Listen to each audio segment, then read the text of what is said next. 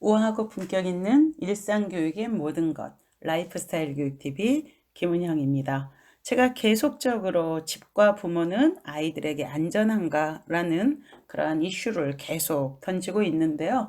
얼마 전 정인이 사건처럼 이런 양모에 의한 폭력만이 아니라 정신적인 폭력을 당하는 아이들도 되게 많죠. 사실은 아동학대의 대부분은 부모들로부터 이루어진다라는 통계가 이미 나와져 있죠.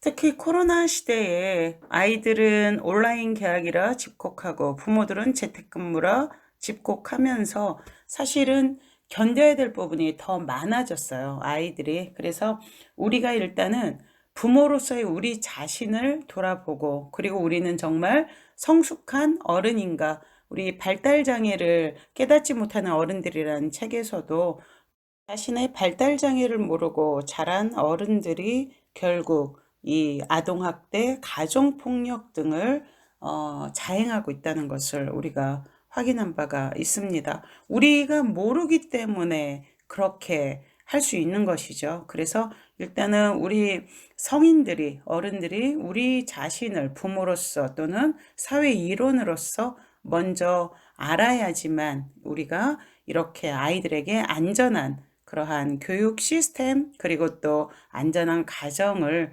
주어서 아이들을 정말 행복하게 키울 수 있겠구나라는 생각이 들어서 오늘 가족이라는 병 다시 두 번째 시간으로 같이 해보도록 하겠습니다. 산림출판사에서 나온 책이고요. 시모주 아키코, 원래 NH 아나운서였다가 작가로 데뷔를 했는데 이 가족이라는 병이 굉장히 이슈가 되어지면서 아마존과 그리고 기노쿠니아에서 베스트셀러로 등극을 하기도 했습니다. 오늘 제1장 가족은 어렵다 파트를 좀 같이 읽어보도록 하죠. 먼저 21페이지에 있네요. 가족하면 무조건 믿는 우리. 여기를 한번 보죠. 가족 하면 무조건 믿는 우리. 이번 설에 아들이 부모를 살해하는 사건이 있었다. 텔레비전에서 대대적으로 사건을 보도했다. 이 책이 2015년 발행된 책이었어요. 자세한 것은 잘 모르지만 부모와 두 아들이 있는 가정에서 둘째 아들이 부모를 살해한 사건이었다.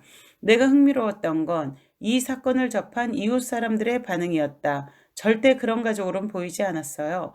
믿을 수가 없네요. 설날인데 가족 사이에 이런 일이 벌어지다니 어떻게 된 걸까요? 정말 이상합니다. 설날이라는 좋은 날에 이토록 불행한 사건이 생길 리 없다. 더욱이 그런 사건이 가족 사이에서 생기다니 하는 뜻이다. 사람들이 가족을 절대적으로 믿기 때문에 나올 수 있는 말들이다. 이런 반응은 아주 자연스럽다. 사람들은 보통 가족 간에는 사건이 일어날 리 없다고 믿는다. 이상한 환경에 있기 때문에 사건이 생기는 것이지 자신과는 무관하다고 생각하고 싶은 것이다. 그러니 사건이 생기면 당연하다는 듯이 믿을 수 없다, 이상하다 하는 반응을 보인다. 과거 민영 텔레비전에서 뉴스 리포터로 일할 때 사건을 취재하고 보도하는 일이 많았다. 취재하는 곳에서 만난 사람들의 반응은 모두 비슷했다. 주변에서 화재가 발생하고 강도살인 사건이 발생한다. 하지만 생길 리 없는 사건이 생겼다고 믿는다. 이렇게 가까이에서 불이 나다니. 조용한 주택가에서 그런 사건이 벌어질 줄이야. 지금까진 생각도 못했어요. 그들은 자신의 주변에 있는 사람들은 모두 선량하기 때문에 사건을 일으키지 않을 것이라고, 그런 사고나 사건은 자신과는 무관하고 텔레비전과 신문지상에서나 볼 수 있는 것이라고 생각한다. 그 두드러지는 예가 보이스피싱 사기 전화다. 자식이나 손자로 가장한 인물로부터 큰 일이 벌어졌으니 돈을 마련하라는 내용의 전화가 부모나 할아버지, 할머니에게 걸려온다. 회사 돈을 잃어버렸다. 도난을 당했다. 한시바삐 돈이 필요하다는 내용이다. 목소리가 이상하다 여기면 감기에 걸렸다고 하거나 몇 명이 한통속이 되어 경찰을 가장하는 등 수법이 날로 교묘해지고 있다. 그런데 어째서 가족의 부탁이 됐다 하면 아무 의심 없이 들어주는 것일까? 가족을 무턱대고 신뢰하고 가족의 위기는 곧 자신의 위기이니 반드시 위기에서 구해내야 한다고 생각하기 때문일 것이다. 아무리 자식과 손자가 사랑스러워도 전화 한 통에 어쩌면 그리도 어리석게 속아 넘어가는 것일까? 왜 확인도 하지 않은 채 사기꾼이 하는 말을 곧이곧대로 믿는 것일까? 미국이나 유럽에서는 이런 사건이 성립하기 어렵다. 우리나라에서는 일본을 이야기하고 있죠. 그런 사건이 생길 때마다 시끌시끌하게 화제에 오르고 또 경찰에서도 주의를 촉구하고 있다. 그러나 정작 자신에게 그런 일이 벌어지면 타인에게 알려지기 전에 은밀하게 처리하려 들기 때문에 보이스피싱 사기 피해가 줄지 않는다. 은행에서 사건 현장과 맞닥뜨린 적이 있다. 나이가 지긋한 부인이 거금을 입금하려 하기에 의문을 품은 은행 직원이 연유를 묻자 그녀는 빨리 입금하지 않으면 우리 아이가 큰일을 당해요라며 안절부절 못했다. 자식의 위기가 곧 자신의 위기, 다 큰 자식이라도 내 자식인 이상 내가 어떻게 손을 써야 한다고 생각하는 것이다. 부모 자식 간의 눈물겨운 사랑인지도 모르겠으나 이성을 발휘하지도 깊이 생각하지도 않은 채 허둥지둥 행동으로 치닫는다. 서양과 결정적으로 다른 점은 개인주의와 가족주의의 차이일 것이다. 어느 쪽이 좋은지는 단순하게 판단할 수 없다. 그러나 가족이라는 안이한 믿음의 공간에는 범죄가 얼마든지 파고들 수 있다. 내게도 그런 전화가 걸려온 적이 있다. 상대는 내 이름도 알고 있었다. 대개 주인이 전철 속에서 파렴치한 짓을 했다. 그래서 지금 역장실에 잡혀 있다. 자신은 그런 사건을 해결하는 변호사인데 합의를 해야 하니 돈이 필요하다 하는 내용이었다. 그 무렵 나의 반려는 장시간 전철을 타고 먼 곳에 있는 대학에 가르치러 다녔기 때문에 얘기를 자세하게 들어보자 싶어 대화를 시도했다. 그 사람 키는 큰가요? 말랐나요? 아니면 뚱뚱한가요? 그러자 일방적으로 전화가 끊겼다. 수상하다고 생각했는데 역시 상대는 대답하지 못했다. 아무리 그럴듯하게 가정해도 이쪽에서 침착하게 따져 물으면 속아 넘어가는 일이 없다. 우리는 가족이라는 말만 나왔다 하면 평정심을 잃어버리고 만다. 석연치 않은 점이 있는데도 어떻게든 조용히 해결해야 한다고 생각하는 것이다. 상대는 바로 그 점을 노린다. 왜 의심하고 확인하는 냉철함을 그리도 쉽게 잃어버리는 것일까? 수법이 날로 발전하고 있으니 이런 류의 사기가 사라지는 일은 없을 것이다. 왜 사건은 가족 사이에서 벌어지는가?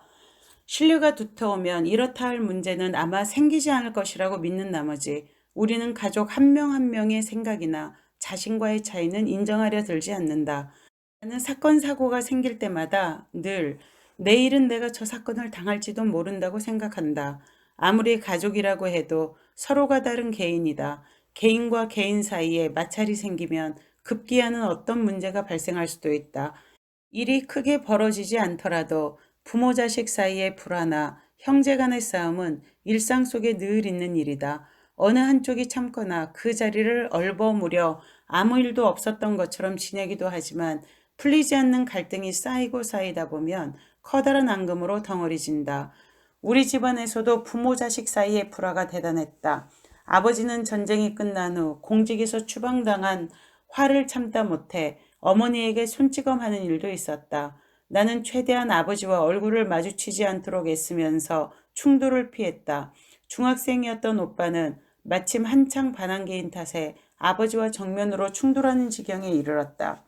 어느 날 학교에서 돌아와 보니 널마루 방에서 아버지와 오빠의 고함이 들렸다.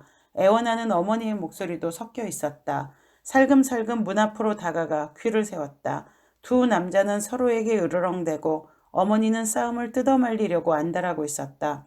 아버지와 오빠가 서로의 말을 조금도 용납하지 않아 위태로운 장면도 있었다. 만약 그때 그 자리에 흉기가 있었다면 어떻게 되었을까? 무슨 사건이 생겨도 전혀 이상하지 않을 상황이었다. 어머니가 있는 힘을 다해 말린 덕분에 두 사람은 떨어졌지만 그때 아버지가 뺨을 때리는 바람에 어머니는 고막이 찢어지고 말았다. 그 일을 계기로 오빠는 도쿄에 있는 할아버지 할머니 댁에서 학교에 다니게 되었고 아버지와 떨어져 산 덕분에 다행히 큰일은 벌어지지 않았다. 그때 만약 한 집에 같이 살았더라면 반드시 사건이 생겼을 것이다. 그래서 나는 여러 사건을 보고 들어도 이상하게 여기지 않는다. 어떤 가족 사이에서도 비슷한 사건은 생긴다. 가까운 만큼 증오심이 붉어지기 시작하면 남들보다 2배, 3배로 불어나고 끝내는 용서할 수 없어 극단적인 형태를 띠게 된다. 자신의 가족에게는 절대 그런 일이 없으리라고 믿는 것은 큰 착각이다. 마땅히 어떤 집에서도 충분히 일어날 수 있다는 것을 알아야 한다. 사실 맞는 이야기죠. 여러 가지 형태로 저 자신, 우리 집도 마찬가지의 갈등들이 있고 저도 이러한 여러 가지 형태의 갈등을 겪어왔죠. 그래서 어쩌면 이 가족에 대한 생각을 더 많이 해왔는지도 모르겠습니다. 사이 나쁜 가족들 틈에서도 아이는 제대로 자란다. 점점 엄마를 닮아가네. 이런 말을 들으면 어떤 느낌이 들까? 기쁠까? 혹은 난감할까? 나는 후자다. 이 나이가 되도록 부모를 닮고 싶지 않다는 일념으로 살았다. 세상 사람들은 점점 엄마를 닮아가네 하는 말을 듣기 좋으라고 한다. 저는 지금 이 순간에 저희 딸은 엄마를 닮고 싶을까라는 생각이 드네요. 더불어서 제가 수년 전에 인도에 있는 그 오쇼 명상 리조트에 갔는데 처음으로 쿤달리니라고 하는 명상 기법을 그 오리엔테이션을 받고 있었어요. 근데 거기서 쿤달리니를 막 하고 있는데 갑자기 엄마 생각이 떠오르는 거예요. 전 정말 생각지도 않았는데 엄마에 대해서 그냥 엄마는 인자하고 나에게 도움을 주는 분, 좋으신 분, 정말 헌신적으로 사람들에게 봉사하며 사시거든요, 엄마가. 그렇게 생각을 했는데 갑자기 엄마가 떠오르더니 막 눈물이 나면서 어느 장면이 떠오르냐면 제가 3살 때 동생이 태어났는데 그때 동생을 너무나 사랑하는 엄마를 본 거죠. 그래서 나도 동생처럼 사랑받고 싶다 해서 엄마, 동생이 어떻게 사랑받는가를 봤더니 엄마 젖을 빨고 있는 거죠. 그래서 나도 엄마의 젖을 빨면 사랑받겠구나 해서 엄마 젖을 딱 물었는데 엄마가 저를 쳐내면서 마당에 뚝 떨어졌어요. 그때 엄마한테 되게 배신감을 받으면서 엄마한테 수용되고 싶고 칭찬받고 싶고 인정받고 싶다라는 욕구가 굉장히 커졌던 것 같고 스스로를 굉장히 착하고 말 잘 듣는 아이로 포지셔닝을 해서 부모님에게 어떻게든 사랑받고 싶다. 이게 둘째, 셋째와 같이 끼인 존재들의 아마 특징들일 거예요. 이 관계 심리학적으로 보더라도요. 어쨌든 그러했는데 지금에 와서는 엄마처럼 살지 않아야겠다라는 생각을 많이 하죠. 엄마는 너무나 헌신적이고 훌륭하게 살아오셨어요. 자기만의 스타일도 있고 유쾌하시고. 그런데 엄마가 이 아들들에게 집착하는 모습들 그리고 그 자식에게 헌신하겠다라는 생각으로 끊임없이 자기 자신의 삶을 불태워버리고 이 자녀와 자기를 동일시하는 그러한 과정에서의 그 불행들, 이러한 것들이 사실은, 엄마처럼은 살지 말고 이 관점은 내 딸한테는 그 아이만의 자유를 줘야 되겠다. 그리고 존중해야겠다라는 생각을 많이 하죠. 세상 사람들은 엄마를 닮아가네 하는 말을 듣기 좋으라고 한다. 부모 자식인 이상 당연히 어딘가는 닮았을 테지만 우리 어머니는 벌써 20여 년 전에 돌아가셨다. 지금 나는 어머니가 돌아가신 나이에 가까워지고 있지만 어머니와는 전혀 다른 신념으로 살아왔고 생활상도 정반대였다고 생각한다. 시대적으로 여자의 삶이 크게 변화하는 과도기에 소녀 시절을 보낸 어머니가 끝내 버리지 못한 과거의 가치관을 미련 없이 깨부수고 무엇보다 자기 생각을 중심으로 하고 싶은 대로 하며 살아왔다. 무엇을 버리고 무엇을 취할 것인가? 그 기준은 내게 있었으면 물론 어떤 경우에도 스스로 결정하고 선택했다. 대신 책임도 스스로 졌다. 스스로 선택했으니 투덜거리고 불평을 늘어놓아봐야 자신에게 돌아올 뿐이라 포기하는 것도 어렵지 않았다. 네, 과보는 끝끝내 내가 책임진다라는 그런 자세이죠. 딱 한 번 내가 반하다 못해 푹 빠져 있었던 어느 남자의 선택을 따른 일이 있었다. 하지만 그 결과는 참담했다. 나는 2번 다시 같은 실수는 되풀이하지 않기로 했다. 제2차 세계대전이 끝났을 때 나는 초등학교 3학년이었다. 바로 그날 그때까지의 모든 가치관이 붕괴되었다. 나는 어른을 믿을 수 없었다. 부모나 학교의 선생이나 하는 말이 전과는 180도 달랐다. 패전은 어떻게 보면 다른 가치관을 내세워 이 나라를 재건할 수 있는 큰 기회였다. 전쟁에 대한 반성과 잘못에 대한 추궁이 철저하게 행해졌어야 하는데 그러질 못했다. 아무것도 변하지 않았다. 군대는 자위대라고 이름이 바뀌었지만 과거의 육체군을 기반으로 했고 거기에서 불리는 노래 몇 가지도 옛날에 부르던 그대로였다. 독일에서는 전쟁에 대한 책임을 철저하게 추궁해 죄를 폭로했지만 일본에서는 천황제가 그대로 유지되었을 뿐만 아니라 과거의 전범이 국회의원으로 되살아나기도 했다. 너무나 일반적으로 있는 일이죠. 우리나라도 마찬가지지만 한때 변한 것처럼 보였던 아버지의 가치관도 시대와 함께 원래대로 돌아가 나는 두 번의 배신을 느꼈다. 그런 아버지와 함께 살아가는 어머니에 대한 비판도 날로 강도를 더해갔다. 엄마가 잘못 살고 있는 거라고 그렇게 악을 쓰면서 얼마나 어머니를 규탄했는지 모른다. 일본이 전쟁에 패한 그날 나는 오로지 내 힘으로 살아가기로 결심했다. 어머니와는 다른 길을 걷기로 선택한 것이다. 누구 덕에 먹고 사는 게 아니라 제 손으로 벌어 스스로를 부양해야 한다. 이거 하나만은 죽는 한이 있어도 양보할 수 없다. 이런 굳은 결심이 지금까지 내 삶의 원동력이 되었다. 어른에게 착하기만 한 아이는 괜찮은 어른으로 성장하지 못한다. 자아반성되네요. 내 얘기하는 것 같아. 나와 반려는 수입을 따로 관리하며 생활을 꾸려가고 있다. 큰 병에 걸렸을 때는 예외로 치더라도 수명이 닿을 때까지 계속 이렇게 생활할 수 있으면 좋겠다고 생각한다.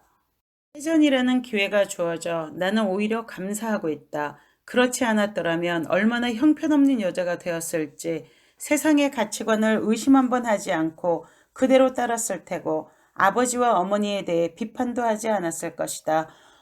우리가 아이들에게 인문학을 가르친다면 바로 이러한 비평적 관점, 왜 그런데? 라고 다시 한번 묻는, 요즘에 하브르타 수업 많이들 하고 있는데, 하브르타는 단순히 학습 능력을 키우기 위한 것이 아니라 자신의 삶에 대해서 또 자기가 믿는 신념과 사회적 가치관 또는 사회적 시스템이 진짜 그럴 만한 것인가, 진짜 맞아라고 되물으면서 새롭게 성찰하고 새로운 시스템 또는 새로운 가치관과 철학을 만들어가는 그런 태도의 문제이거든요. 근데 우린 이것을 오로지 학습 능력을 키우는 것으로만 생각을 하고 있죠. 그래서 다시 한번 우리가 교육적 관점에서 이야기를 해보자면 이러한 비평적 관점의 인문학이 필요한 것, 요즘에 리터러시 교육도 많이 하고 있는데 이것은 바로 결국은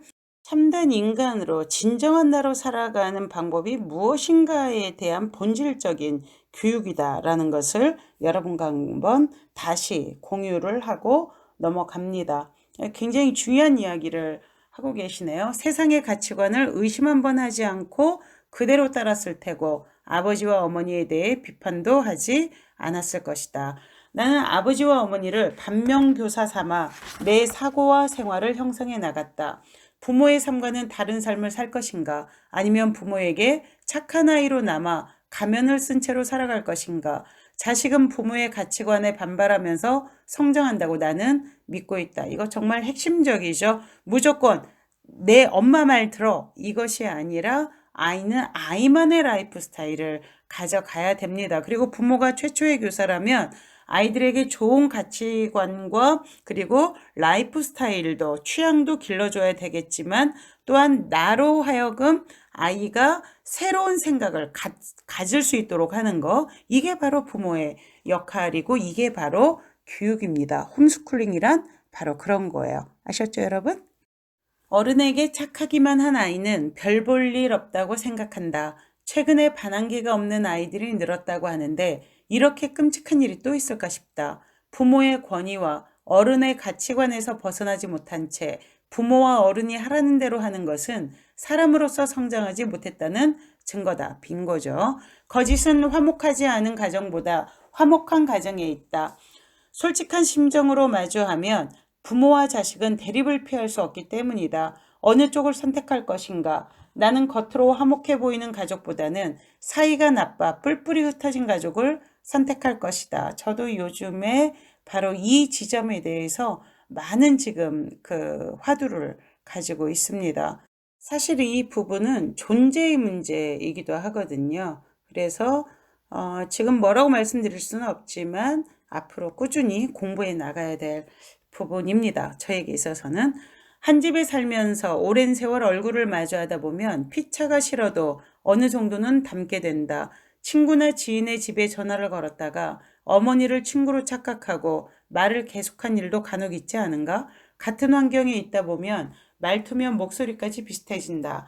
아들은 아버지를, 딸은 엄마를 쏙 빼닮는다. 나중에 태어난 사람이 먼저 태어난 사람에게 말을 배우고 익히니 자식이 부모의 말투를 닮는 것은 이상한 일이 아니다. 말이나 말투뿐만이 아니다. 옆에 있다고 보면 사고방식도 닮는다. 영향을 받지 않을 수 없는 것이다. 그런 의미에서 부모는 자식에게 절대적인 책임이 있다. 아이는 아버지의 등을 보고 자란다는 말이 있는데 어머니의 등 역시 마찬가지다. 자식은 피치 못하게 부모의 삶을 보고 배울 수밖에 없는 것이다. 많은 아이가 어렸을 때부터 어린이집, 유치원, 학교를 통해 타인과 접하면서 좋고 나쁜 일, 슬프고 기쁜 일을 배운다. 집단 따돌림 등의 문제도 없지는 않지만 아이는 같은 또래와 어울리며 커뮤니케이션의 수단을 익힌다. 그러니 다른 가치관과 섞여 생활하면서 크는 면도 있는 것이다. 그런데 자식을 학교에 보내지 않는 가정이 생겨나고 있다. 유명한 교육자 집안에서는 부모가 직접 교육하거나 자유를 중시하며 가정교사를 불러들여 가르치기도 한다. 내가 아는 사람 중에도 그런 가정에서 자란 이가 있다. 슈퍼 엘리트라 해도 무방한 가족들은 학교 교육을 비판하면서 자식을 그들의 가치관과 교육 방식으로 가르치려 한다. 그 결과 개성 만점의 아이로 성장하느냐 하면 반드시 그렇다고만은 할 수 없다. 정말 중요한 이야기죠. 그래서 지금 홈스쿨링이 만연한 이 코로나 이후 시대에 바로 다시 한번 어떻게 질문해야 돼요? 집과 부모는 아이들에게 안전한가라고 질문을 해야 됩니다. 다른 아이와 선생 사이에서 고민하거나 또래끼리 다투고 싸우는 일이 없어서 그런지 어른스럽기만 할 뿐 그렇고 그런 상식적인 인간으로 크는 예가 많다. 교육이란 부모가 제공하는 것이 아니라 아이가 자신의 세계에서 갈고 닦으며 쟁취해가는 것이 아닐까. 100% 맞는 이야기죠. 우리가 코로나를 피해서 아이들을 가정에서 안전하게 데리고 있다고 생각을 하고 있지만 실질적으로는 가정이 더 위험한 아이들이 너무나 많아요. 제가 예전에 있던 학교에서 가장 심각한 문제를 앓고 있는 아이들은 가장 심각하게 부모에게 학대받거나 방치당한 아이들이었습니다. 이건 변할 수 없는 진실이에요. 그 아이들한테 가장 필요했던 것은 부모로부터 멀리 떨어져 놓는 거, 기숙사가 필요했었죠. 자, 그래서 다음 시간에는 우리가 가족이라는 병 2장 같이 이어서 읽어볼 건데요. 가족에게 버려져야 평안을 얻는 사람들, 고독사는 불행이 아니다 파트를 같이 한번 읽어볼 예정입니다. 여러분 오늘 시간도 즐겁고 유익하셨어요? 좀 묵직한 이슈라서 여러분들이 좀 당황스럽기도 하셨을 텐데 우리가 꼭 다시 생각해야 될 부분입니다. 가족이라는 것. 자, 오늘도 유익하셨다면 좋아요, 구독 함께 눌러주시고 여러분이 사랑하는 사람들과 공유해 주시는 거 적어도 3명 이상 공유해 주시다 보면은 결국 우리가 현재 가지고 있는 이 사회의 교육적 이슈를 변화시키고 교육 자체가 우리가 삶이라고 그랬잖아요. 그래서 우리의 삶이 새로운 변화 국면을 찾아서 모두가 행복한 세상을 이룰 수 있는 그런 근간을 마련하지 않을까 싶습니다. 여기까지 라이프스타일 교육TV 김은영이었습니다. 여러분 대단히 감사합니다. 바이.